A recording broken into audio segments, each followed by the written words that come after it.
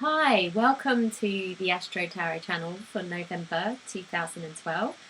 I'm Tiffany Crosara and I want to say a happy Halloween, even though it might not be Halloween when you are watching this.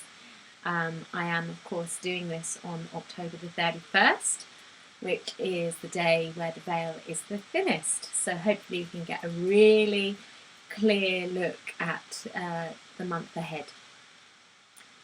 So we start November with quite a lot of control mechanisms coming up. Not surprisingly, as we have Mercury going retrograde on the 6th.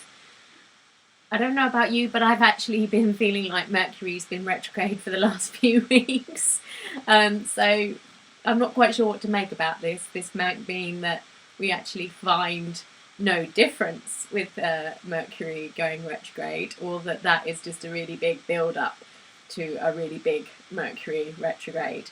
The fact that we also have it squaring Neptune around the time of the eclipse in the second week, it feels to me as if we do have some pretty uncontrollable energies going on at the moment.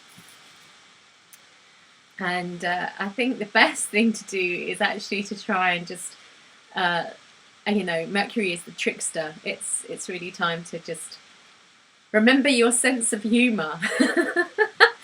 So we will start now with the first week in November. Okay, so first of all we have the Four of Coins here, the Four of Pentacles. As I said, people's control mechanisms kicking in. It's like wanting to keep control of the practical world as well, in particular, which is very hard during Mercury retrograde because computers are going wrong, travel is going haywire, everything is a bit chaotic. So it's quite interesting that we have such an emphasis on the outside world on the first week of November and trying to keep everything very, very secure. Just like here, we've got the Palace of Coins, which means we want to get right into the heart of it and we want to be able to be very, very, very secure. I do feel somehow that something really good or really positive is coming out of this. So, it's not saying don't care, it's not saying throw all your control mechanisms to the wind or anything along those lines. It's saying still go for what it is you're trying to build. But, if you really are finding it difficult, don't forget your sense of humour. It feels like your sense of humour could really help you along the way. Especially as we have this here as well, which is lovely. We've got this beautiful sharing energy going on here, which is the Queen of Wands. And there's quite a lot of wand energy around this month as well, so quite a lot of action. But what we have here is saying that, it's room to be sharing as well, what we've got, having good times with people, celebrating our friends, and, just having a really nice, generous time as well. Strength in numbers, collaboration.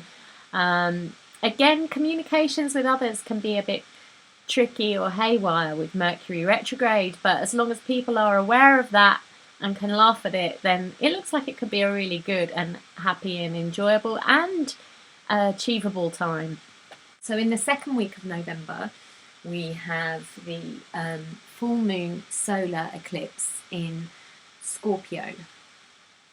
Now that is quite significant. It's like the ending chapter of the things that started in the eclipse in May, I think it was. I can't remember if that was in Gemini or Taurus, so I'm not going to say the sign because I can't remember, but there was a eclipse in May that was starting things, and now this eclipse in Scorpio in the second week on November the 13th is tying things up or bringing illumination to that which began back in May. There's a lot going on in Scorpio. If you remember me saying last month, the North Node, now the Sun's in there as well, and there's a lot. There's Saturn that's just moved in there too, so you can expect this moon to bring up a lot of karmic stuff in a way, illuminate a lot of it. We also have Mercury squaring Neptune around this time on the 13th as well. So there's a lot of stuff coming up, and it's quite spiritual. There's lots of messages, but it just feels like it could be a little bit overwhelming, and may need to take some time with the information you get for the dust to settle. And this is clarified also here, where we have the 10 of Swords. So it shows, you know, that we might be in a place where it might be a bit like, ow, what is this that is actually coming up from our emotions? And you know, actually what is it? You know, it's the Swords in the back here shows that he's not completely conscious of what it is. He's feeling it, but he's not quite seeing it or not quite getting it yet. So there's a need for you to really just allow this process to come up from fruition. Again, we have this here with the 8 of Swords as well, showing again these feelings coming up from the depths, and also this feeling of maybe being in a bubble or just wanting things to pop, just wanting everything to release. It will, it always does, but this is quite reassuring that it'll happen quite quickly. Again, we have this beautiful success card here, which is the 9 of Wands, sorry, the 6 of Wands. So another wand energy here. So it shows that things are moving in the right direction, quicker than what we might expect with such a deep emotional illumination. These energies do seem to, although they might be quite challenging by the looks of things, they do seem to actually be processing. So, and processing quite well, quite quickly, which is good to see. So then we go into the 3rd week in November, and we have again quite a pressured card to begin with. We have the 9 of Wands here, which is all about, yeah, being quite successful but not quite getting there. So like another push with each of these weeks. Actually, there feels like a birthing process going on.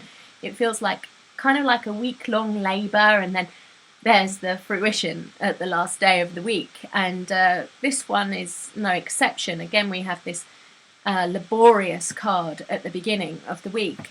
But again, we have the success. In fact, this card, the 6 of Wands, is the same as this one, the 6 of Wands. It's just, this is called Success in Osho Zen, but it's the 6 of Wands. It's the same card. So again, you're seeing here that there is, in a way, even quicker success, that the pain is only lasting half the week, in a sense.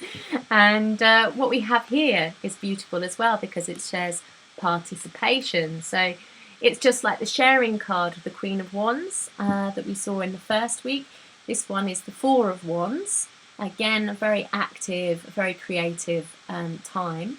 And it's really showing that things to do with getting out there, being sociable. Again, there's a lot of energy here about being generous with people, working with people, connecting with people, and it feels good, you know. It feels, even with Mercury being retrograde and all the communication mess-ups, there seems to be a lightness here, even though it looks like we're quite heavy on ourselves. The polarity is quite interesting. It's almost a sense of getting lucid moments of where we just need to laugh and have fun and connect and lighten up, and everything seems to shift really quite nicely from that, which is lovely.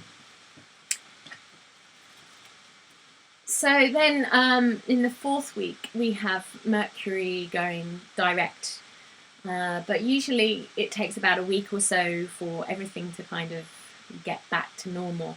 But we are seeing a really strong change in the energy on the 4th week of November. It's the only week here that doesn't have any wands, for example, so there's not a lot of action in a sense. However, we have 2 major arcana cards, and this is the first time the major has come out in the month, and so there is some major power going on, and one of them is the sun. So you know, you don't really need wands when you've got the sun, because that is the source of all. That is the big ball of fire, you know, where everything else has been created from.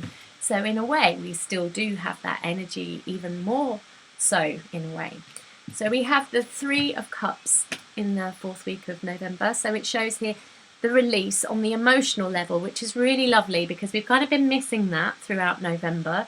It feels like we've just been keeping a lot in, repressing a lot, and just trying to have fun and keep things quite light because things have been quite pressured. Whereas now we're getting a sense of release, a sense of truth coming through, and a sense of being able to let go, particularly as we have death here as well. Again, we've still got this labour kind of energy going on, like the Three of Cups here is very much like water's breaking, and then you've got the death energy here, which means the end of one chapter and the beginning of another, you know, exposure, things along those lines. So it feels to me as if something's really trying to come out, something's really trying to be born, a new life is trying to be born, particularly as we have this card at the end, which is innocence. You can see that there. Actually, innocence in the Osho Zen is the sun. So what you have here is, again, this feeling of new life being born, the end of one chapter and the beginning of another, and Return to Innocence by Enigma. It actually came on my car stereo the other day, and I felt, yeah, that's a really strong song for the moment, and it really feels like those lyrics are going around in my head as I'm speaking about this. You know, don't be afraid to be weak, don't be proud to be strong. Just the return to innocence. And it feels like that's where the lead up, everything in November has been leading to, is this sense of being able to let go on an emotional level, more than anything. And yeah, but also on a practical level as well, and laugh at ourselves and not take ourselves so seriously, which can be quite interesting with Saturn in Scorpio. So the sun is really surprising me. It's quite amazing what is happening here in the general for November. If you remember last month in the general we had the devil, and the devil has come up again in the general. I said last month I wasn't surprised about this because it's Saturn, and Saturn was moving into Scorpio, and yeah, of course it's still there for 2.5 years. It'll be interesting to see if this keeps coming up in the general, but Saturn's always somewhere, right? So it's quite interesting that it's really holding its own around things at the moment.